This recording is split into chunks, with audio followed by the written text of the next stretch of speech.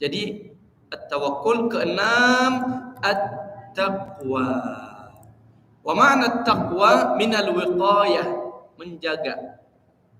Menjaga apa? Kemarahan Allah Azza wa Jalla. Makanya nanti di Al-Quran apa arti muttaqin? Yang menjaga kemarahan Allah Azza wa Jalla. Jadi al-muttaqin, orang yang tidak mau dan tidak sampai bikin Allah marah sama mereka. Dia tahu ini akan bikin Allah marah, enggak mau, takut. Enggak mau. Ini yang disebutkan apa? Taqwa atau muttaqin. Dan ini saja, bagian ini saja bisa menjadi jembatan apa? Ke surga dan ke ridha Allah Azza wa Jalla. Lalu bagian yang sempurna banget ketujuh adalah ad-du'a. Ya, hati-hati ya, ini bagian yang sangat sempurna ini. Orang yang tidak berdoa dalam hadis gimana? Orang tidak berdoa dapat, kalau cuma sombong gak apa-apa, saya terima dengan senang hati. Tetapi dapat kemarahan Allah. Man la yad'u Allah yaghdab Allah alaihi, na'udzubillah. Kenapa? Jadi tidak berdoa itu cukup apa? Dosa ya? Makanya kita berpikir kita nggak punya dosa ya. Jangan hitung. Nanti kalau mau hitung dosa-dosa kita capek, nggak akan beres-beres ya. Jadi tidak berdoa saja itu cukup jadi dosa. Kenapa? Karena kalau tidak berdoa berarti sudah tidak punya kebutuhan. Betul? Tidak butuh nafas, tidak butuh minum, tidak butuh hidup, tidak butuh berkat. Kalau kita bahas tidak akan beres-beres. Terus kenapa sombong tidak mau minta? Ya, seperti orang mau mati haus tapi tidak mau bilang tolong minta minum. Ya mati haus lah. Benar ya? Coba ada orang marah ke kita, kok dari tadi saya haus tidak dikasih air. Terus saya tahu kamu haus dari mana? Kenapa tidak minta? Benar nggak? Makanya yang tidak minta pasti tidak wajar nggak? Tetapi sama Allah yang minta itu pasti dikasih. Dalam hadis, innallaha la yarudda yada 'abdihi sifran khaibatain. Tidak mungkin, mustahil dalam hadis. Artinya apa hadis ini? Mustahil seorang berdoa lalu tidak dapat sama sekali. Enggak mungkin, mustahil. Jadi bagian ketujuh adalah ad-du'a, dan bagaimana ad-du'a salah satu ibadah yang sempurna. Dan kalau kita melihat seluruhnya ini sudah ada ayat, sudah ada petunjuk dalam Al-Quran, dalam sirah. Dan nanti kita akan melihat.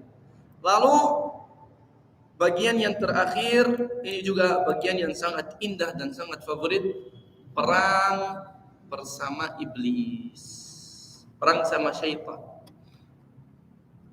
Perang sama syaitan ini bagian ini sudah jadi buku sendiri ya. Kalau ada yang betul-betul cinta bagian ini, mari baca buku Ighatsatul Lahfan. Apa ada yang kenal? Ighatsatul Lahfan min Masaidis Syaitan. Itu buku yang paling sempurna tentang masalah perang sama iblis. Karena banyak orang tidak sadar sesungguhnya kita sudah apa? Sudah dalam perang. Banyak orang tidak sadar. Sedangkan setiap hari dia kalah sama syaitan, dia kalah sama iblis. Berapa kali dalam satu hari saja? Jangan hitung. Kalau hitung capek ya. Terus kapan mau sadar? Dan kapan mau urus perang tersebut? Nanti kita bahas. Singkatnya bagian ke-8 ini ada kayaknya 6 ya kalau nggak salah. Ada 6 bagian tentang perang sama iblis.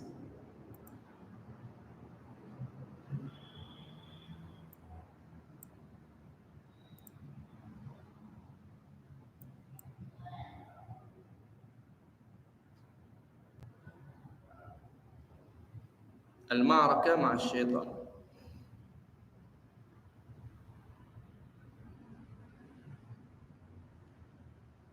disingkatkan dalam 6 kalau iya 6. Singkatkan perang sama iblis dalam 6. Dan kalau kita belajar 6 ini pasti kita sudah tahu kita di bagian mana ya. Bagian pertama adalah al-kufrul mutlaq. Kufur murni, tidak percaya kepada Allah. Jadi ini perang pertama ya. Perang pertama kufur murni, kufur total, kufur yang besar. Karena ada kufur besar, atau syirik besar, ada syirik kecil. Jadi tidak percaya sama sekali bahwa ada Tuhan. Kalau sudah, udah iblis menang total, aman. Ini sudah dapat sertifikat ke Jahannam, wabi'sal masir. Betul? Kalau kita menang di bagian pertama ini, dia masuk bagian kedua. Bagian kalau kita sebutkan kesesatan, ya. Jadi percaya kepada Allah tetapi sesat dalam perjalanan. Seperti orang Nasrani dan sebagiannya. Jadi percaya kepada Tuhan tapi nyasar. Tidak ambil jalan yang benar. Orang mau ke Jakarta tapi dia ambil jalanan ke Tegal. Kapan beres dia? Kapan selesai? Kapan nyampai dia? Ya nggak akan nyampai. Padahal dia mau ke Jakarta, betul dia mau. Tapi jalannya lain, ya, kesesatan. Jadi kalau iblis kalah dengan yang pertama, dia bikin apa? Ya udah, dirusaki GPS kita. Jangan ke situ, ke sana aja. Jalan terus, silakan. Selamat. Berhasil, tidak akan berhasil. Kedua kalah, masuk ketiga. Al-kabair. Sampai sekarang mungkin kita masih menang ya. Tidak mau sesat manusianya, diapain?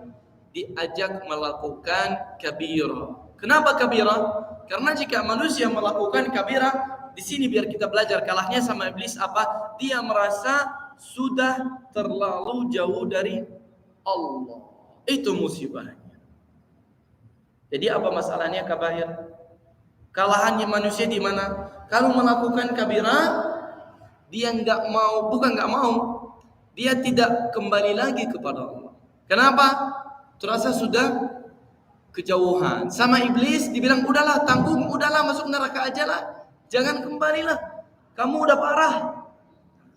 Makanya selalu orang yang melakukan kabirah, musibahnya mereka apa? Tidak percaya bahwa akan Allah menerima taubatnya dan menerima amalannya dan istighfarnya jika dia kembali. Itu musibahnya. Dan ini cukup menjadi dosa selain dosa yang dia melakukan. Karena kalau orang percaya bahwa Allah tidak bisa, ini masalahnya apa? Dia berpikir Allah tidak bisa menghapuskan dosanya. Kenapa? Karena besar. Kalau bukan Allah yang tidak akan menghapuskan dosa, terus siapa yang bisa menghapuskan dosa? Makanya dalam surat apa ya? Ini awakhir surat At-Tahrim. Waghfir lana innaka ala kulli syai'in qadir. Kenapa? Bukan karena Allah hanya Ghafur Rahim saja, tetapi Allah bisa melakukan apapun. Dosa saya terlalu besar. Sebesar apapun dosa kamu, Allah tetap bisa dihapuskan. Allah tetap bisa dimaafkan. Ini dosanya. Masalah kabair di sini masalahnya. Udah kita menang dengan kabair, alhamdulillah, jauh dari kabair. Gimana? Menang sama iblis, masih ada 3 lagi. Yang keempat, as-shaghair. Dan di sini hati-hati, apa artinya shaghair? Dosa-dosa kecil. Nah, di sini kita mulai gagal kan? Mulai turun di sini ya. As-shaghair. Kata para ulama, al-israr 'ala as-saghirah kabirah. Melakukan dosa kecil, tetapi selalu ini jadi apa? Jadi kabirah. Makanya di sini ada arti yang sangat indah. Dosa itu tidak dihitung dengan besar kecilnya, tetapi menghadapi siapa. Makanya kalau kita melihat, kita mengukur dosa kita sekecil apapun, tetapi dosanya sama Allah, berarti sudah tidak ada shaghair lagi ya, tidak ada kecil dan besar karena dengan Allah Azza wa Jalla. Betul? Ini as-shaghair. Dan bagaimana juga salah satu kendalanya shaghair itu bikin apa kalau dalam perjalanan ke surga? Membuang waktu, membuang tenaga, dan bikin apa? Kesesatan kecil juga. Daripada waktu kita 10 jam, kita sibuk dosa kecil 4 jam, 6 jam, hasilnya waktu kita habis daripada dimanfaatkan untuk nambah pahala. Lalu nomor 5, nomor 5 ini jadi saking kita turun, saking apa? Kesempatan kena jadi banyak ya. Nomor 5 ini bahaya banget. Bisa disebutkan al-israf. Tahu israf? Israf itu melakukan sesuatu yang halal tetapi dengan banyak. Contoh makan. Orang suka makan sampai sapi aja kalah sama dia. Ya, sudah di atas 150 kg. Itu manusia? Betul sekali, manusia. Manusia beratnya di atas 100, kurang lebih 150 gram itu bisa berapa orang biasa? 3 orang kan? Masya Allah, luar biasa. Bagaimana bisa jadi begitu? Karena cinta makan. Betul? Sebagai contoh ya. Ini sebagai contoh.